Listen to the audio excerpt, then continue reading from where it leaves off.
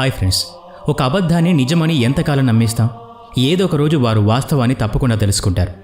అలాగే చిన్నప్పటి నుండి మన పిల్లలకు కూడా మన ప్రాచీన గ్రంథాల గురించి ఇలాంటి తప్పుడు అవగాహన కల్పిస్తూ వచ్చాం. ఇవన్నీ అబద్ధమని, కల్పితాలని చెప్తూ వచ్చాం. మన గ్రంథాలు కేవలం మతాల్ని నమ్మే వ్యక్తులుగానే మారుస్తాయనే అపోహ కలిగించాం. చాలామంది మన ప్రాచీన గ్రంథాలను విమర్శించడం ఒక ఫ్యాషన్గా ఫీల్ అవుతారు. కానీ మన ఋషులు, మునులు అనేక గొప్ప విషయాల్ని ఇందులో నిక్షిప్తం చేశారనే విషయం చాలామందికి తెలియదు. ప్రపంచవ్యాప్తంగా అనేక మంది భారత్కు వచ్చి ఇక్కడి ప్రాచీన గ్రంథాలని అధ్యయనం చేశారు. వాటిని సమగ్రంగా అర్థం చేసుకున్నారు. వారు కూడా తిరిగి అనేక రచనలు చేశారు, కొత్త ఆవిష్కరణలు చేశారు. ఈరోజు ఈ వీడియోలో అలాంటి విలువైన సమాచారాన్ని పొందుపరిచాం. భారతదేశంలోని విశిష్టమైన 10 గ్రంథాల గురించి విపులంగా ఇందులో తెలియచేయబోతున్నాం. ఈ పుస్తకాలు రచించి విదేశీయులు చాలా గొప్ప పేరు సంపాదించారు. నెంబర్ 1, ప్రాచీన కాలంలో ఆకాశవాణి నుండే సమాచారం అందుతూ ఉండేది. ఈ విషయాలు చాలా గొప్పగా ఉండేవి. వాటి గురించి ఆలోచించడం సాధారణ వ్యక్తులకి సాధ్యమయ్యే పని కాదు. ఆకాశవాణి చెప్పే మాటల్ని జనం విని జ్ఞాపకం పెట్టుకునేవారు. ఒక తరం నుండి మరో తరానికి ఆ సమాచారాన్ని అందిస్తూ ఉండేవారు. ఆ తర్వాత కొంతకాలానికి కొద్దిమంది ఆకాశవాణి నుండి సేకరించిన సమాచారాన్ని లిఖించి పెట్టారు. రూప్చంద్ అనే చరిత్రకారుడికి హిమాలయాల దగ్గర పాదులిపి దొరికింది. దాన్ని అతను అనువదించాడు. అది జ్యోతిష శాస్త్రంలో ఉంది. జ్యోతిష శాస్త్రం ఒక పరంపరగా అందుతున్న జ్ఞానం. ఈ విద్య ఉత్తరాంచల్ లాంటి ప్రాంతాల్లో చాలా దూరం వరకు వ్యాపించి ఉంది. ఆ తర్వాత వీటిని అన్ని చోట్ల ముద్రించారు. ఆ తర్వాత ఆంగ్లేయుల కాలంలో ఈ సమాచారాన్నంతా ఒక దగ్గర ప్రోది చేసి జలంధర్ నివాసి పండిత్ రూప్చంద్ జోషి లాల్ కితాబ్ పేరుతో ఒక పుస్తకాన్ని ప్రచురించారు. ఇందులో 300కు పైగా భాగాలున్నాయి. ఈ పుస్తకం చదివిన ప్రతి ఒక్కరిలో మార్పు తప్పకుండా కలుగుతుందంటారు. నెంబర్ 2, అష్టాధ్యాయి యోగ సూత్ర. ఇది 500 సంవత్సరాలకు పూర్వం రచించిన పుస్తకం.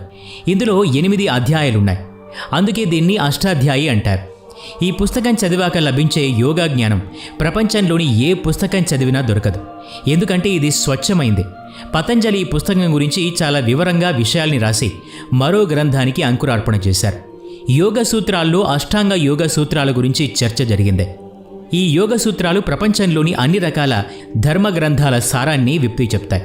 మోక్ష ఫలాన్ని కూడా తెలిపే గ్రంథం ఇది. నెంబర్ 3, ఉపనిషత్తులు.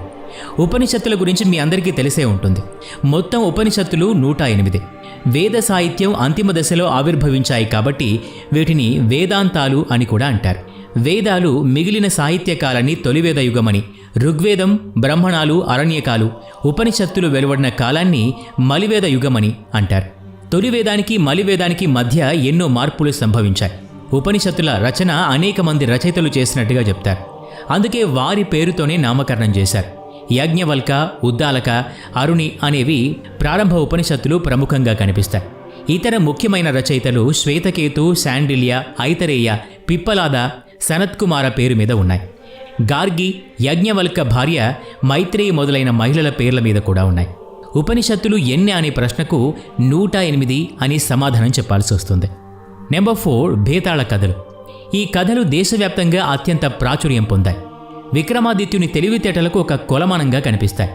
ఇందులో భేతాళుడు ప్రతిరోజు విక్రమాదిత్య చక్రవర్తికి ఒక కథను వినిపిస్తాడు. చివర్లో భేతాళుడు ఒక ప్రశ్న అడుగుతాడు.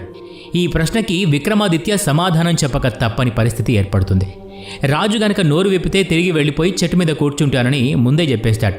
దీన్నే భారతదేశంలో మొదటి దయ్యాల కథగా చెప్పుకుంటారు. భేతాళ పంచవింశతి కథల మూలాలు అత్యంత ప్రాచీనమైనవి. క్రీస్తు పూర్వం 1వ శతాబ్దానికి చెందిన ఈ కథలు తొలిసారిగా శాతవాహనుల యుగానికి చెందిన గుణాఢ్యుని బృహత్ కథలో ఒక భాగంగా చోటు చేసుకున్నాయి. మొట్టమొదట పైశాచీ భాషలో రాయబడిన ఈ కథలు తర్వాత కాలంలో సంస్కృత భాషలోనికి అనువదించబడ్డాయి. అయితే పైశాచీ భాషలోని బృహత్ కథ మూల గ్రంథం దొరకని కారణంగా సంస్కృత భాషలో అనువదించబడిన కథలే మిగిలాయి. భేతాళుడు చెప్పిన 25 కథలు కాబట్టి దీనికి భేతాళ పంచవింశతి అనే పేరు వచ్చింది. ఈ కథలు తర్వాత కాలంలో గ్రంథస్థం చేయబడ్డాయి. అనేక భారతీయ భాషల్లోకి అనువదించబడ్డాయి. సంస్కృతంతో పాటు హిందీ, తమిళం, బెంగాలీ, మరాఠీ భాషల్లోకి అనువాదాల ఆధారంగా అనేక ఇంగ్లీష్ అనువాదాలు కూడా ప్రచురించబడ్డాయి. సంస్కృతంలోని భేతాళ పంచవింశతి కథల్ని తొలిసారిగా తెలుగులోకి తీసుకురావటం షోడశ కుమార చరిత్ర కథాకావ్యం 15వ శతాబ్దంలో ప్రారంభమైంది. నెంబర్ 5, వైమానిక శాస్త్రం. భరద్వాజ మహర్షి రాసిన యంత్ర సర్వస్వము అనే ఉద్గ్రంథంలోని 40వ అధికరణమైన వైమానిక ప్రకరణంలో ఆనాటి పనిముట్లు యంత్రముల చిత్రాలే కాక విమాన డిజైన్లు కూడా పొందుపరిచారు. దాదాపు 600 పేజీలతో వైమానిక శాస్త్రం తయారైంది. విమానంలో ముఖ్యమైన 32 భాగాల గురించి, ఆ యంత్రాల పనితీరు గురించి విపులంగా ఇందులో రాయటం జరిగింది. ఇది నేటి టెక్నాలజీ కంటే కూడా అధునాతనమైంది. విమానాల తయారీకి దెబ్బతినని లోహాలు వాడేవారు. విమానాల్లో ఎలాంటి దుస్తులు ధరించాలో కూడా ఇందులో రాసి ఉంది. ఎలాంటి దాడులు జరిగినా విమానానికి ఎలాంటి నష్టం జరగకుండా ఉండే విధంగా విమాన తయారీ గురించి రాశారు. భరద్వాజ మహర్షి విమాన నిర్వహణకు సంబంధించి అనేక కీలక విషయాలు చాలా స్పష్టంగా రాశారు. నెంబర్ 6 సాముద్రిక గ్రంథం.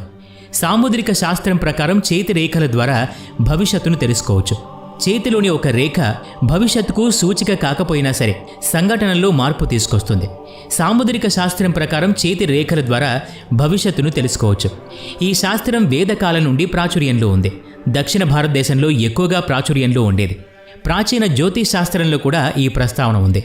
దక్షిణ భారతదేశంలో ఎక్కువగా ప్రాచుర్యంలో ఉండేది. జ్యోతిష్ శాస్త్రం, సాముద్రిక శాస్త్రం ఈ రెండు ఒకే కాలంలో భారతదేశంలోనే రచించబడ్డాయి. ఋషి సముద్రుడు మొదటిసారి ఈ శాస్త్రం గురించి ప్రస్తావన చేశారు.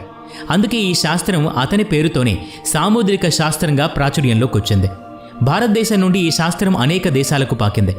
ఆ తర్వాత యూరప్ అంతా కూడా పాకింది. కొన్ని వేల సంవత్సరాల క్రితం వైద్య విద్యార్థులు కూడా ఈ శాస్త్రం చదివేవారని చెప్తారు. బంగారు వర్ణంతో రాసిన సాముద్రిక శాస్త్ర గ్రంథం హిపాంజస్కి దొరికిందని, ఆ గ్రంథాన్ని అతను సికందర్కి పంపించారని చరిత్రకారుల అభిప్రాయం. నెంబర్ 7 రసరత్నాకరం. ప్రాచీన భారతంలో నాగార్జునుడు అనే గొప్ప రసాయన శాస్త్రవేత్త ఉండేవాడు. రసాయన శాస్త్రం గురించి ఆయన రాసిన రసరత్నాకరం, అసేంద్ర మంగళం పుస్తకాలు బహుళ ప్రాచుర్యం పొందాయి.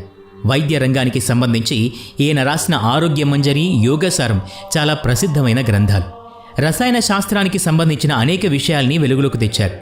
ఈ రసరత్నాకరంలో పాదరసం, లోహాలు, ధాతువులు, ఉపరసాలు, పాషాణాలు, భస్మాలు, సత్వాలు, సింధూరాలు వగైరాలు వాటి ఉపయోగం గురించి చెప్పబడ్డాయి. ప్రస్తుత గ్రంథం 5 భాగాలుగా విభజించబడి ఉన్నది. అవి 1 రసఖండము, 2 రసేంద్ర ఖండము, 3 రసాయన ఖండము, 4 వాదఖండము, 5 మంత్రఖండములు.